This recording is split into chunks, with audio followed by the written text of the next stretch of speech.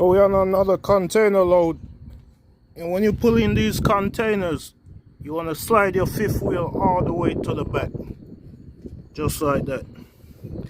And so when I haul the dry box, I bring the fifth wheel to the center of the rail. Or whenever I pull the container, I bring it all the way to the back. And the reason you want to bring it to the back, that way when you make a tight turn, this mud flap bracket don't get caught up on this rail right here. I'm going to insert a clip. I'm going to insert a picture in this video showing somebody with no experience pulling a container and what happened to that. What happened to her truck.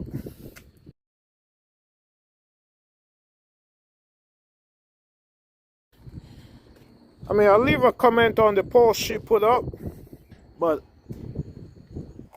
the situation was that happened. She picked up the container.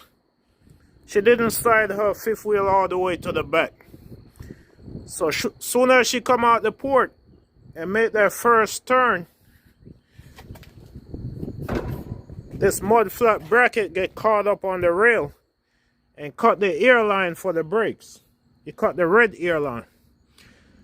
So because it did that, now she can't move the chassis. She didn't even have a container on it. It was just a chassis. So she pulled the chassis into a parking lot,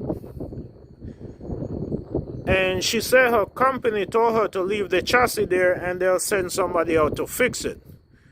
Well, the chassis ended up staying there too long, and the gas station it was at, they towed the chassis, and the broker said she gonna have to pay for it. The broker said the carrier gonna have to pay for it, and the carrier she working with said she gonna have to pay for it because she the one that leave the chassis there.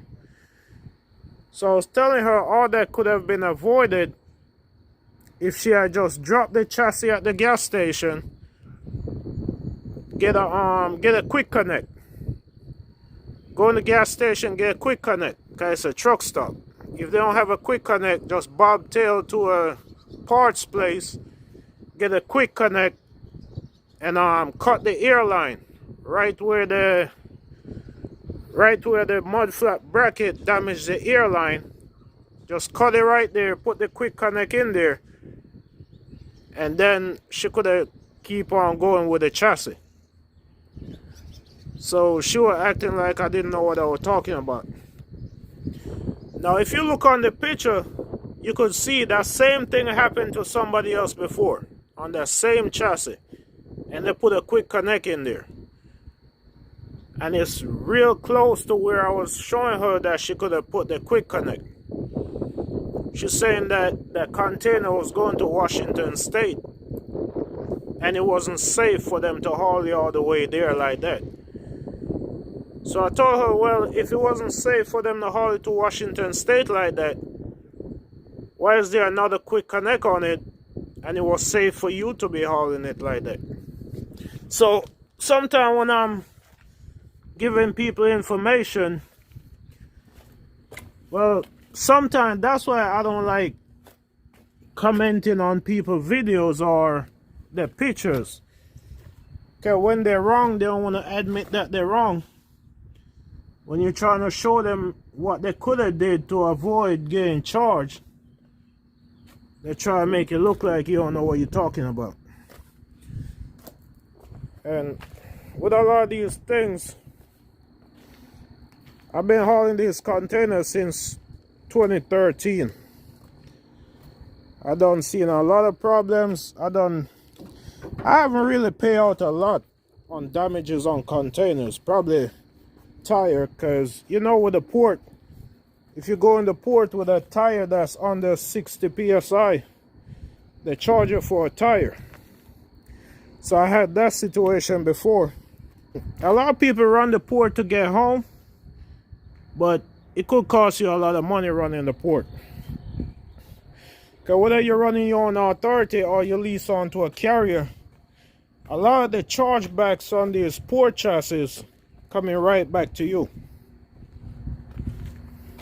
A lot of these companies are small carriers, and they're not going to pay out on all the bills that they get. They're going to try to pass it off to you. If you're new to pulling container, or you're thinking about getting out here, getting this container game, anytime you hook up to a chassis, right away, just go ahead and slide your tandem all the way to the back. Not your tandem, but go ahead and slide your fifth wheel all the way to the back. Just like that right there.